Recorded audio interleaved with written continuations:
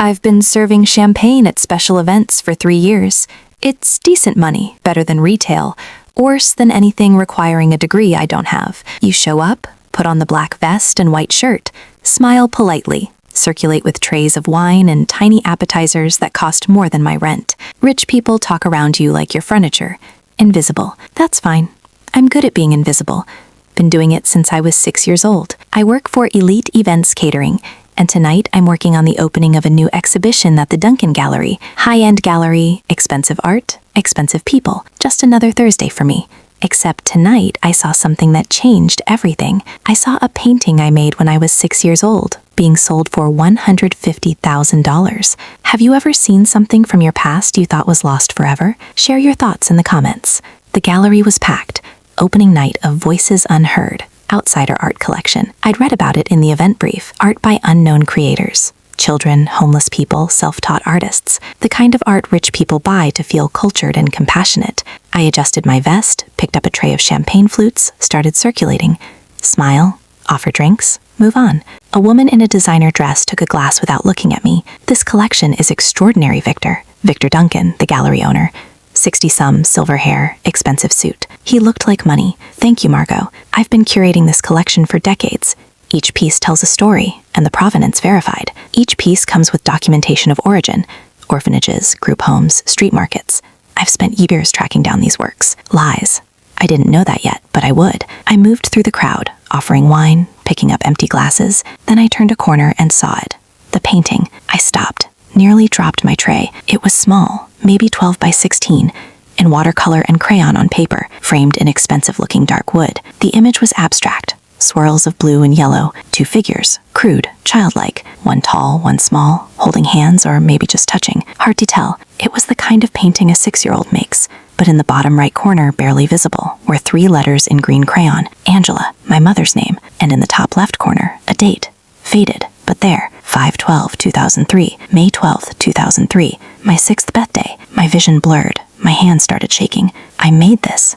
I made this painting. I made it for my mother. I remember the kitchen table, the watercolors she'd bought me from the dollar store, the way she smiled when I showed her. It's beautiful, baby. It's us, right? You and me. Yeah, Mama. Always together. I remember her hugging me, kissing my forehead. That was the day before they took me away. I stared at the painting, at the little placard next to it. Untitled, Mother and Child. Artist unknown. C. 2003. Found at St. Catherine's Children's Home. $150,000. My painting. My painting was being sold for $150,000. And I was serving champagne to the people admiring it. I needed to move. People were staring. I was standing still, blocking the view. I forced my feet to work, walked to the back hallway, found the staff bathroom, locked myself inside, sat on the closed toilet lid, put my hands in my hands, breathed. That painting? I made that painting. I knew I did. I remembered making it. I remembered every detail. The blue was the sky. The yellow was the sun. The 2 figures were me and my mom. I'd written Eng because I couldn't spell her whole name yet. And I'd written the date because she taught me how to write numbers. I was so proud of it. And the next day, the social worker came. Mr. Duncan. I remember him now. Thin, smiled too much. Said my mom wasn't taking good care of me. She was. She loved me. She was just poor and alone and working 3 jobs to keep us fed. But that wasn't enough for him. He took me, put me in foster care, and he took the painting. I remember. I was crying, holding the painting. He said, I'll keep this safe for you, sweetheart. You'll get it back. I never saw it again, until tonight. I stood, washed my face, looked in the mirror. 22 years. I'd spent 22 years in the system, 7 different foster homes, aged out at 18 with nothing. And Victor Duncan had my painting, was selling it for $150,000. I walked out of the bathroom, straight to the painting. Victor was standing nearby, talking to a couple potential buyers probably. I walked up to him. Sir. He turned, looked at me, didn't recognize me. Why would he? I was just staff. Yes, this painting. I drew it when I was 6. He blinked. The couple looked at me. Excuse me? Victor said. This painting. It's mine. I made it May 12th, 2003. It was my 6th birthday. I made it for my mother. Her name was Angela. That's why I wrote Ang in the corner. Victor's face didn't change, but his eyes did. Just a flicker. Recognition. Fear. That's impossible, he said smoothly. This piece was donated anonymously from St. Catherine's Children's Home. The artist is unknown. The artist is me, Erin Perry. And you took it from me. You were the social worker who took me from my mother. You said you'd keep the painting safe. You lied. The couple was staring now. So were other guests nearby. Victor smiled patronizingly. Miss, I think you're confused. Perhaps you made a similar painting as a child, but this piece has been authenticated. By who? You. By professionals. Now, if you'll excuse me, you're disrupting the event. I'll need to ask you to leave. I'm not leaving. That's my painting. Security. A security guard appeared. Large, intimidating. Escort this woman out, please. Wait, the guard took my arm. Firm, but not rough. I looked at Victor. He was already turning away, dismissing me. I'll prove it, I said, loud enough for people to hear. I'll prove that painting is mine, and I'll prove you stole it. He didn't turn around. The guard walked me out. I sat on the curb, still wearing my catering uniform. My manager, Tony, came out. Erin, what the hell happened? I saw a painting I made when I was a kid being sold for $150,000. I confronted the owner. He had me kicked out. Tony sighed. You can't do that. You can't confront clients. He stole from me. Can you prove it? Not yet, but I will. Well, until you do, you're off the schedule. I can't have you causing scenes. Tony, I'm sorry, Erin. Call me when you sort this out. He left. I sat there alone, jobless, furious, but also determined. Victor Duncan stole from me, from a 6-year-old, and he'd been selling stolen art from vulnerable kids for decades probably. I was going to prove it, and I was going to destroy him. Next morning, I went to the library, used the public computers, searched for Victor Duncan plus social worker. Found him, licensed in New York, 1985-2005, worked for the State Child Protective Services. Then in 2005, he left social work, opened Duncan Gallery, specialized in outsider art. Convenient. I kept digging, found articles. Duncan Gallery features rare collection of children's art. Victor Duncan's eye for undiscovered talent. How one man preserves the voices of forgotten artists. Forgotten artists, right. Stolen artists. I needed proof. But how? I didn't have the original painting. He did. I didn't have photos of me with it. We didn't have a camera back then. We were too poor. But I had something. I had my memory, and I had details. The painting had more than just Ang Love, Erin.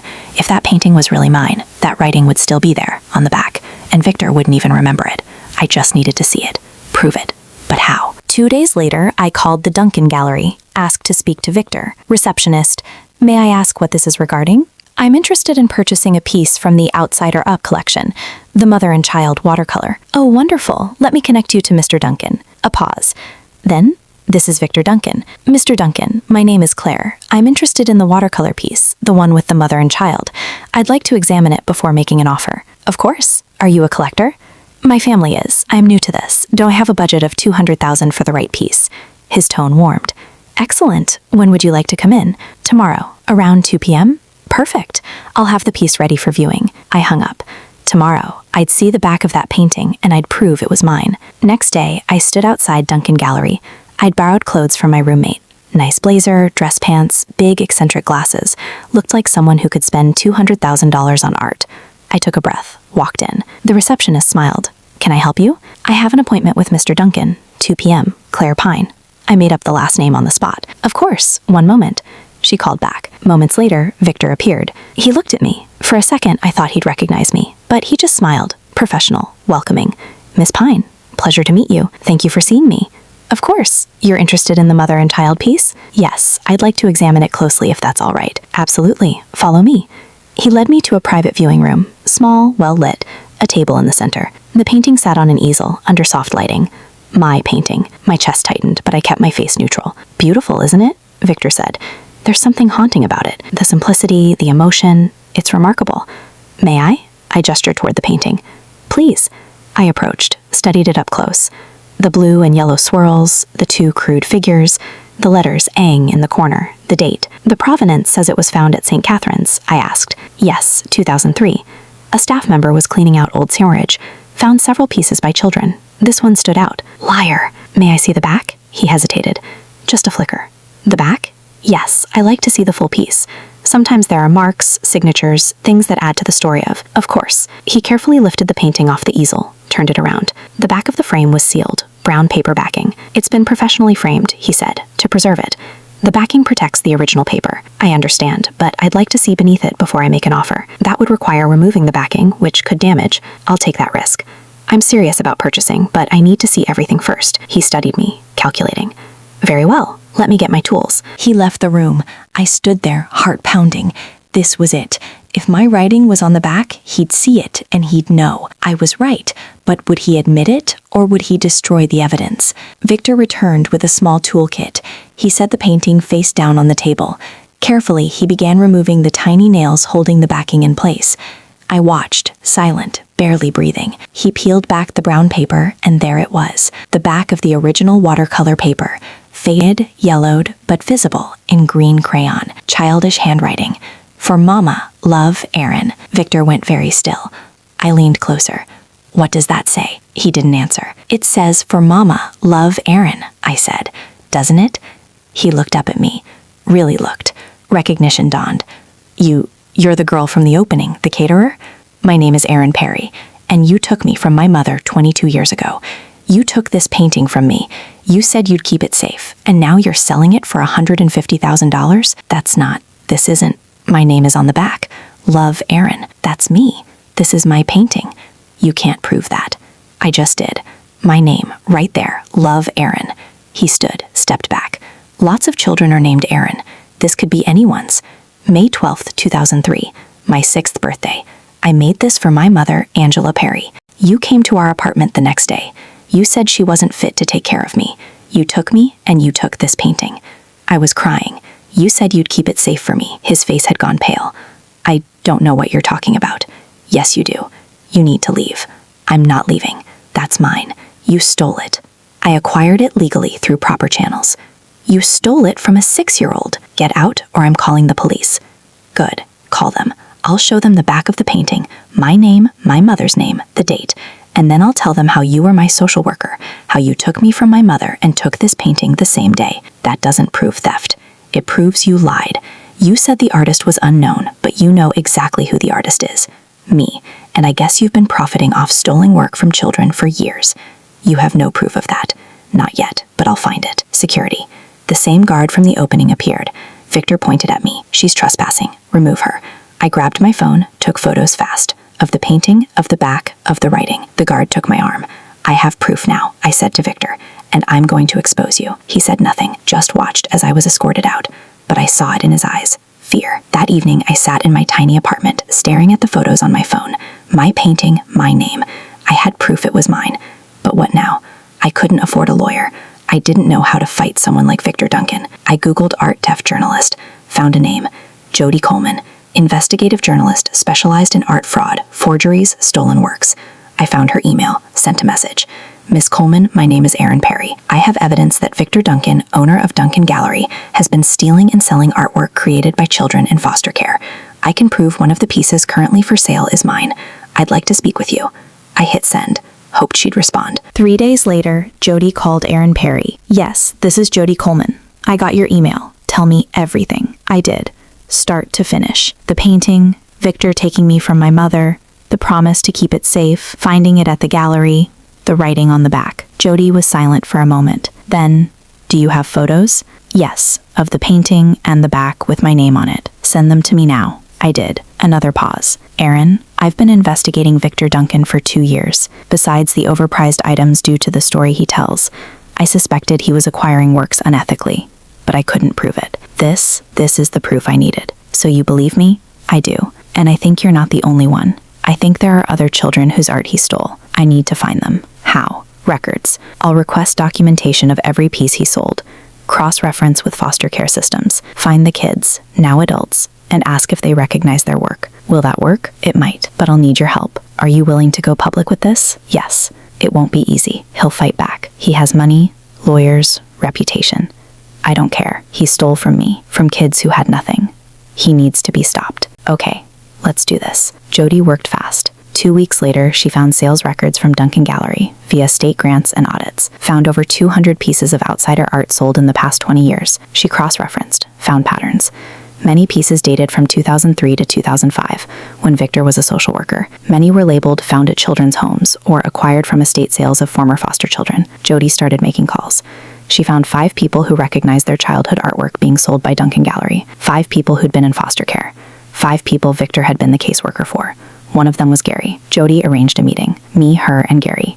We met at a coffee shop. Gary was 35, Looked tired but determined. I saw my painting on Duncan's website 3 years ago, he said. It was a drawing I made when I was 8 of my dog. I loved that dog. He died right before I went into foster care. I drew him to remember. Victor took it. I asked, yeah, said he'd preserve it for me. I never saw it again until I found it online being sold for $80,000. Did you confront him? I tried. He denied it was mine, said lots of kids draw dogs. I didn't have proof, so I gave up. We have proof now, Jody said. Erin's painting has her name on it, and we're building a case. If we all come forward together, I'm in, Gary said. I'm tired of people like him taking from us. We were kids. We had nothing. And he stole the one thing we did have, our memories.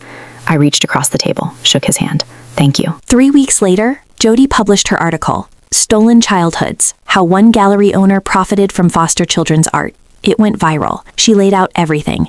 Victor's history as a social worker, the timeline, the 5 of us, me, Gary, and 3 others testifying that our art had been taken and sold, photos of the paintings, proof of our identities, statements from former foster care workers confirming Victor had access to children's belongings. The art world erupted. Duncan Gallery was flooded with calls, protests outside, buyers demanding refunds. Victor released a statement. These allegations are false. All works were acquired legally and ethically. But the evidence was overwhelming. The district attorney opened an investigation. 1 month later, I got a call from the DA's office. Miss Perry, we've gathered enough evidence to charge Victor Duncan with theft, fraud, and exploitation of minors. We'd like you to testify. Yes, absolutely. There's something else. We've been investigating his records. We found documentation related to your case, your removal from your mother's care. My heart stopped. What kind of documentation? Reports, court filings, and records of your mother's attempts to regain custody. She tried? Yes. For 4 years, she filed petitions, attended hearings, completed parenting classes, everything the court asked. Why didn't she get me back? The caseworker, Victor Duncan, repeatedly filed reports claiming she was unfit, that she'd missed appointments, failed drug tests. But we found inconsistencies, dates that don't match, test results that were never actually conducted. He lied. It appears so. We believe he fabricated reports to keep you in the system. Why would he do that? We don't know for certain, but he may have profited from the foster families. I felt sick. He kept me away from my mother because he received money from foster families. It's one theory we're investigating. Not only money. We think he had access to some art you drew there, too. What happened to her? My mother? Silence. Miss Perry, your mother passed away in 2007, pneumonia. She was hospitalized but didn't seek treatment in time. According to medical records, she'd been suffering from severe depression. My world tilted. She died? I'm very sorry. I couldn't speak. There's more. Before she passed, she wrote letters to the court begging to see you. She kept every drawing you'd made before you were removed. She had them in a box. When she died, her belongings went to the state. We found the box. It's in evidence now. But after this is over, it's yours. I was crying. Couldn't stop. She never stopped fighting for you, the DA said gently. I thought you should know. 2 months later, Victor Duncan was charged with 15 counts of theft and fraud. I testified. So did Gary and the 3 others. We told our stories. The prosecutor presented evidence. The paintings, the forged reports, the timeline. Victor's lawyers argued, claimed the art was abandoned property, that he'd preserved it. But the jury didn't buy it. Guilty on all counts. Sentencing, 8 years in prison. Restitution to all victims. Forfeiture of all stolen works. The judge looked at Victor. You were entrusted with the care of vulnerable children, and you exploited them for profit. There is no excuse for what you've done. Victor was led away in handcuffs.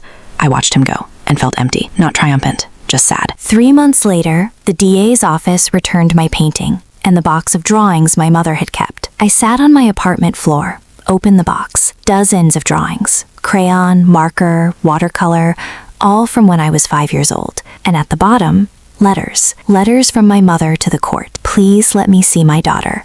I'm doing everything you asked. I got a better job. I have stable housing. I completed the classes. Please. She's my whole world. I miss Erin every day.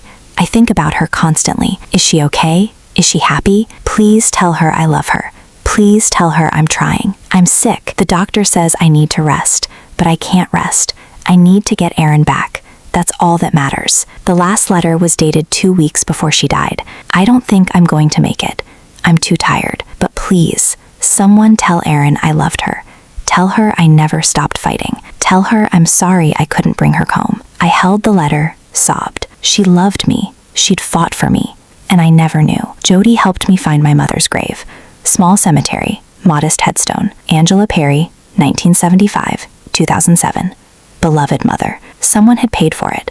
Maybe the state, maybe a charity. I knelt down, set the painting against the headstone, the painting I'd made for her. The last thing I'd given her before Victor took me away. Hi, Mama, I whispered. I'm sorry it took me so long to find you. I didn't know. I didn't know you tried. I didn't know you fought for me. The wind rustled through the trees. I got the painting back, the one I made for you. I wanted you to have it, like I promised. I traced her name on the stone. I know you loved me. I know you did everything you could, and I love you too. I always did. I wish I could have told you. I stayed for a long time, just sitting there with her, with the painting, finally feeling connected. 6 months later, the stolen artworks were returned to their creators. Gary got his dog painting back, cried when he held it. The others got theirs.